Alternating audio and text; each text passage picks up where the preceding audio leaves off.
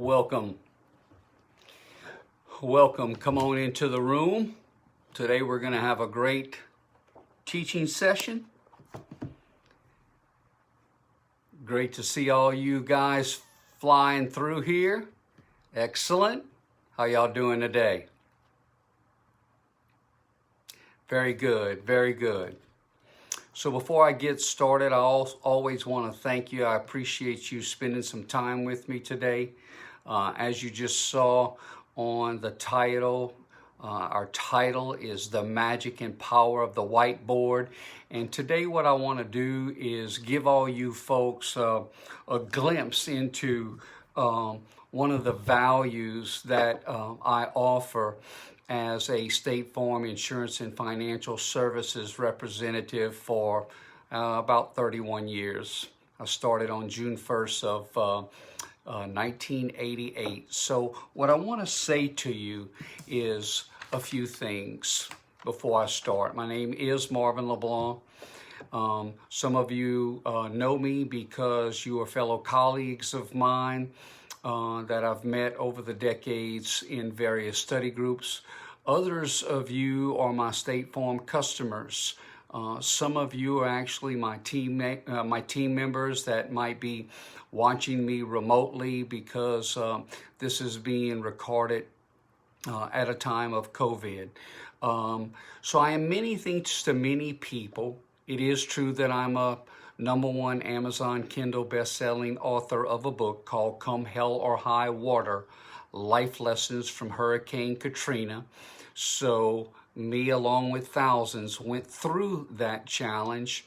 And lo and behold, years later, a book came out of it after much encouragement from a Hall of Fame speaker named Mickey Williams, who changed the direction of my life.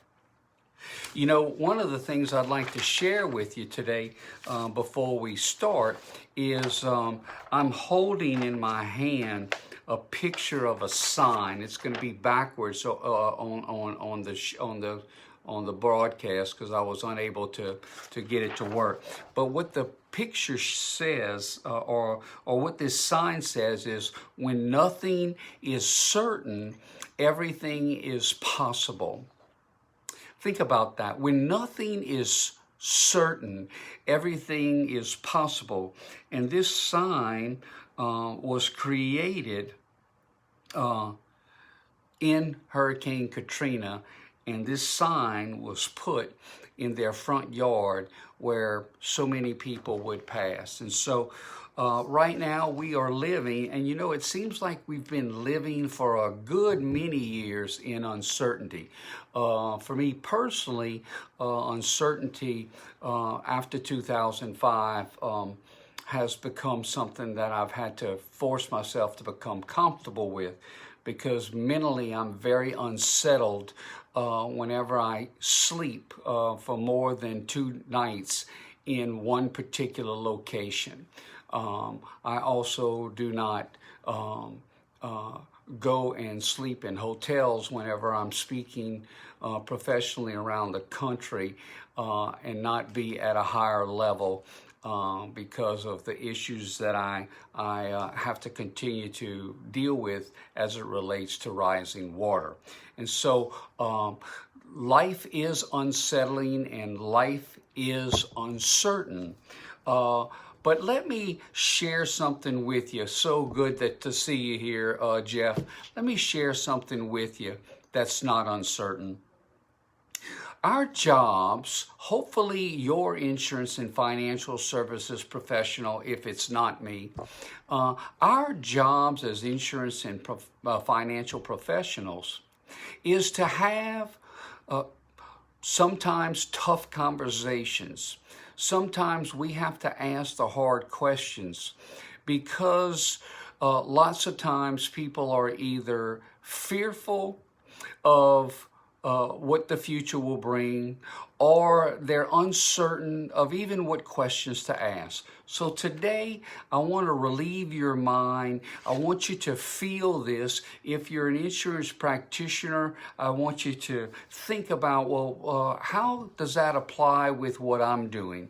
What is it that I'm doing that maybe I can do a little bit better? What makes this service, this unique service that Marvin's going to talk about today, what makes that a little bit more valuable? So let's start, shall we? Again, the subject was the magic and the power of a whiteboard. And as you can see behind me, you can see a whiteboard. And if you've ever been into my office, which is located in the intergalactic headquarters of Old Jefferson, Louisiana, in an old home that was rebuilt out with a beautiful oak tree in the front of our office, and the parking that we have in the back is amazing. Now, if you live in a big city, the fact that you have parking available is a pretty big deal in a metropolis like Greater New Orleans. We also have oak trees everywhere in our backyards. I literally look out of my window and see squirrels that I feed every day. And I also feed 7 feral cats, and only one of them even lets me play with them. Well, Marvin, why would you go into all that just now? Well, because you see, all of that is a flavor of the environment that's here. Our environment is comfortable. Right now, I'm in blue jeans and an LSU golf shirt, okay? And in my environment, we're surrounded by lots of Section 8 housing. We take care of a lot of low and middle income people, a few high wealth people, but not as many as you think. And so the days of me wearing coat and tie at the office, our America has become very casualized. So when you drive up, you're going to see an oak tree in the front. You're going to see an old home. You're going to drive in the back and park under some beautiful oak trees. You're going to walk into the front, and we're going to sit down. And as y'all know, we're going to have a cup of coffee. Okay, and if you don't drink coffee, great. We got tea, we got water. The point is, all of that is good, but it's what happens after that that's going to be critical. You see, any business, and this business is no different, needs important systems to deliver their products and services. And so what I have in my hand right now is literally 2 sheets of paper, okay? And you say, well, okay, it's 2 sheets of paper. Well, how much can you get done with 2 sheets of paper? Well, to be honest with you, in 25 to 50 minutes, we might just stay on 1 sheet of paper, okay? And so what we do is, I had a situation come up yesterday. People are changing their relationships a lot more rapidly than they did 25 or 30 years ago, right? The society is mobile. And so what we do with our customers that may have not done any extensive life insurance planning with us is we simply have what's called a life insurance audit. And so if you're out there and you are interested in what I'm fixing to go through, I can walk you through it, and whatever decisions you make is fine. The purpose of this broadcast is to serve you and to open up your mind as to what is a process that you should go through with your insurance and financial services representative. So on an annual life audit, what we're going to be covering is we may already have a policy or a plan in force for you. So we're going to talk about the existing plan. We're going to ask you questions like, hey, are your beneficiaries still accurate? I have beneficiary number 1 as whoever. I have beneficiary number 2 as whoever. Is that still currently who you want as beneficiaries? Now, that's only the first question, and they've only sat down with us for 4 or 5 minutes. And guess what? Lots have changed to where their relationships have become difficult, different, estranged. And so as a result, they didn't think when one person left the household, well, let's call Marvin to readjust the beneficiaries. It often absolutely does not happen that way. And we also ask them, do you recall the reason why you purchased that coverage whenever you did? And we want to find out, because the reason that they purchased that coverage, is that reason still viable? Do we still need that amount of coverage? Do we need less coverage? Do we need more coverage? And so that's where you need to buy or at least be taught from an insurance and financial services practitioner versus thinking that all you have to do is go to a software app and it's going to be able to explain everything to you. That's just not reality, folks. That's just not reality. So we asked them those questions. Maybe whenever down here in South Louisiana, we have some people too short for their weight. Y'all know what I'm saying? A little too short for their weight. And so they may have been surcharged on a previous program, and now maybe it's 3 or 4 years later and they've lost a whole lot of weight and their blood profile is better. Hey, they can qualify for less costs on their program. Did y'all know that that exists? Many of my customers absolutely don't know that that exists until I tell them. I once had a customer, God rest her soul, she's passed away. Her name is Barbara over there in St. Bernard Parish. And Barbara used to be a very grumpy, older woman, negative attitude, overweight. And then whatever happened, Barbara had a friend of hers that convinced her to just start taking walks with me. And so Barbara would love to talk. Well, they would go on walks. Well, Barbara ended up losing like 55 pounds, and every pound she lost, y'all, her attitude got better and better to where at the end, it was really sad to lose her because she became a real happy person. Well, if that person had bought coverage when she was 55 pounds heavier, then the rate on what her coverage would be now that she has better blood profile and better health could be substantially different. So that's an important thing. Maybe we might ask them a question about, well, tell me about your kids. Maybe they'll tell us that there's another child in the house and they didn't think to call us and insure that child. Maybe we need to look at the amount of coverage that they have, because why? They have a special needs child. Well, Marvin, what does that have to do with the amount of death benefit? Well, if you have a special needs child and the major breadwinner or breadwinners, because we have dual earner income families all over the place now, do not make it home from work, we still need that income. And if there's a special needs child in the household, we're going to need to calculate additional funds to raise that child. Okay, so that might not be something you think when somebody mentions about, well, why am I buying life insurance?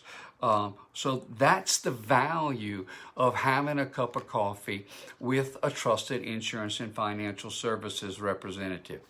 Another thing that we see is we have a lot of couples or young single moms, young single dads that really could not afford expensive insurance programs because they were just getting started. Maybe they got kids at home.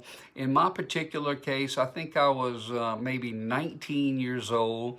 I bought a policy sitting on a bed in Baton Rouge, Louisiana. I was an emergency medical technician. I sat on the bed and I bought a policy from a man by the name of Jack Vaughn. Now that was when I was 18 or 19, and I don't have this prepared right now. I just thought of this. Well, guess what, y'all? If y'all can look, I'm not 18 or 19 years old. And Jack Vaughn was an umpire, basically a line judge for the NFL. So he was an NFL referee. Well, I was concerned that if I passed away, because I was in a highly dangerous career, that I wouldn't want to leave any indebtedness to my parents. And so I paid $18.50 for my first policy, and it was a term policy because, you know, I couldn't afford more than that. I was paying for a car. I needed money because I had a girlfriend, and so $18.50, you know, was about all I wanted to spend, or all I really had to spend. Well, I bought a term life insurance policy at the time. Well, if I would have continued to have that term insurance and Jack never would consult with me as the years went by, which he did, there's a time where term insurance doesn't make sense to an individual or a household. And so there's a word that gets people scared, but it's just called converting, which is just switching over a temporary, inexpensive term life insurance policy to a more permanent coverage where the price never goes up or down. And it also can get paid to where if you want to stop paying it, there are plans where you can stop paying maybe literally on the same day that you retire from a job, okay? So these are things that I'm trying to point out to you so you can realize what value you can have with a valuable relationship with an insurance and financial services practitioner that's more concerned about teaching you than about selling you anything. So if an individual says, well, why would I do business with Marvin? Well, we're going to get on the whiteboard. We're going to figure out your numbers, because no two people have the exact same need for life insurance. Okay, so that's why we go through the process and take some time. The other thing about the whiteboard that I found out on accident is I once had like a 11 or 12-year-old daughter that was in a meeting with us, and she was getting fidgety. And so it just came to me as an idea. I gave her the marker for the board, and I let her draw certain things that I was trying to illustrate. I let her write out the amount of life insurance or whatever numbers. Guess what? Her handwriting was better than mine. But why I'm trying to share this with you is because I'm not having a stuffy relationship, canned conversation. I'm having a real conversation. The other thing that at the time, I have to be honest, it was purely by accident. The parents were watching the engagement that I was having with their 12-year-old, and obviously I'd be willing to bet nowhere in greater New Orleans today, probably nowhere in the state of Louisiana today, probably nowhere in America today. A few people will be doing this next week because they're colleagues of mine that I'm in either study groups with, or I teach or I train them, or they're in coaching calls with me. They're gonna do it because nobody else is engaging with, say, somebody like a 12-year-old and letting them write stuff on the board. Now you think, well, that's just a little thing. But it wasn't a little thing. It was magic. So the magic is on the whiteboard. It's like you start with a clear slate and then you develop their world. And their world, I said their world, not your world, okay? Their world gets developed there. And they can't take my whiteboard home. I will allow them to take pictures of all of their private numbers, but they can't take my whiteboard home. They can't get that much individual attention having not seen me. And so we go through. Well, Marvin, you're talking about life insurance in this particular example. It could be talking about auto insurance coverages. It could be talking about homeowners insurance coverage. Right now, my customers of all these years would never be able to tell you that we're going through the fifth straight auto rate decrease. So now the value has never been better. Right now, just was told in an email yesterday that like around September, October, we have a rate decrease happening in homeowners insurance. Now, wait a minute, Marvin, are you drinking something? Yeah, coffee. Homeowners insurance? Y'all have always had struggles with homeowners insurance because of the hurricanes that keep coming through. Well, guess what? We've had less. And so our customers get rewarded by that. Some of my customers don't really watch the news, and they don't really know that State Farm, in the form of a premium credit on their June billing, is giving back to our customers $2 billion. Now, $2 billion for an LSU boy, I'm not that smart, but I can tell you, $2 billion, it's a herd of money. It's a herd of money. And so we have to explain things that sometimes if all they're doing is hearing about it from a neighbor or a friend, it might not be accurate for their own situation. Well, Marvin, before you end, Marvin, can you give me one little secret on how do you figure out how much life insurance you need? Y'all think that's a good question? How much life insurance you think you need? Well, if I was sitting with a family right now, I would start with their loans. Well, we don't have any loans. I can't tell you the last time I ever had a couple say they didn't have any loans. Well, what kind of loans? Bank loans, car loans, home mortgage loan, school loans, private school loans, credit card loans. So all that needs to be added up. Well, why do I have to add up all those loans? Well, because you can't guarantee me you're going to make it home from work tonight. And so my job as an insurance and financial practitioner is to provide money to your loved ones in the future, in the event you don't make it home tonight. And right now, lots of people aren't making it home. Lots of times you're driving and you're witnessing a wreck or you're passing a wreck. People are getting mangled. People are becoming disabled.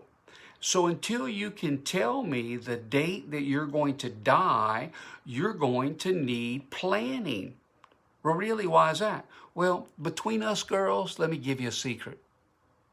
You really don't need to buy any life insurance at all until the day before you die. Now, I'm kind of pulling your leg. But the reality is, if you knew the day you were going to die, you could go ahead and buy coverage the day before, and then you'd be good to go. But that's not what our reality is, right? And based on new Harvard studies, do y'all know that a Harvard study has said that 100% of us are not getting out alive? That means we have a certainty. When you buy a life insurance program, the fact is State Farm is buying a claim because you made a promise to pay for your coverage and we made a promise to pay the benefit. So we are definitely going to have to pay a claim. But yet you buy car insurance and we may not have a claim. You buy homeowners insurance, it may not burn down. Although, just last week, there was a lightning strike and a house burned down. So burning houses still happen. In the winter, houses burn lots in the winter, primarily because of poor electrical wiring and also because of candles. So you see, there's lots of things to think about. So, okay, I add up my loans. Well, then I'm going to add up my income replacement. Well, Marvin, what are you talking about on income replacement? Well, income replacement is if you're making $50,000 a year, financial planning studies have shown you don't need to leave $50,000 behind. But you need to leave behind at least 70% of $50,000, which is, in this example, $35,000, for as many years as your, in this case, spouse and children need it. So you have a 2-year-old at home and a wife, okay? Okay, great, you make $50,000. Okay, so if you die, she can still live in her own world at $35,000. How many years would you like for her to get that income? Well, what do you mean? Well, you got a 2-year-old, okay? Most of the times they don't leave at 18 years old, okay? So, do you want to? How many years do you want her to get that $35,000? Well, let's say he says 10 years. Okay, great. 10 years. So you die. We had a $350,000 policy. She gets the $350,000. She's going to run out of that money whenever the child's 12 years old. And then she's going to want to kill you again because you helped her out, but you didn't get her to the finish line. You didn't get her to the finish line, okay? You got to get to the right number, folks. You got to get to the right number. And that right there is such an unbelievably misunderstood concept. No one understands that the life insurance contract is one of the best contracts you can have as an estate planning tool. Very few people know that if he was to die in this example, the $350,000 passes to her, usually tax-free. Tax-free. Okay? So products that you purchase, you always need to be knowing what the taxation event is with those products. Those are the reasons why you need a professional insurance and financial professional practitioner. Final expenses, that's usually around $15,000 to $20,000. Some people have some big highfalutin funerals. Other people are going more and more to cremation, but some of the reasons they're going more and more to cremation is because they don't have the money. Why don't they have the money? Because they didn't plan. Hello, is there a pattern that you're seeing here? And then the last is E, which is education. Well, in the past, in my case, I went to LSU. My daughter went to LSU. 2 weeks after she was born, I started saving for her LSU. She was able to graduate from LSU with no debt, no student loan. She's got tons of friends that are in major anxiety. Now she's 27, 28 years old. They still got tons of debt left on a student loan. What is changing in the area of education is less and less people are going to college, especially after COVID. More and more people will be doing online training, and so that's a new innovation that's happening. So the actual budget for that item might actually be changing in my conversations. So just right there, life insurance, whether it's loans, whether it's how much income replacement, how much do I need for final expenses? How much do I need for education? Do I need an education fund, not for my kids, but for myself? Well, really, why would I need an education fund, Marvin? I'm 30 years old. Oh, I'll tell you why. Because you better get retrained. Really? Yeah. Your old skills is not going to be the skills necessarily that you're going to need in this new normal. We had a new normal after Katrina. We're having a new normal after COVID. So you need to embrace that and don't act like as if, well, I wish somebody would have told me, because someone just did. So that's my message today. Use the whiteboard, engage your customers, have just real conversations, informal conversations. There's no perfect conversation. The mindset is even more important than the technique. The mindset is that you're working with your customers and your clients through a serving heart. Let's get to the education. And then once a person understands what's it all about, a high frequency of them will do business with you. And when you have to go to that funeral, you can hold your head high with the wife or the husband that's left bereaved and know you have done your job. I thank you so much for your attention. I thank you so much for being here.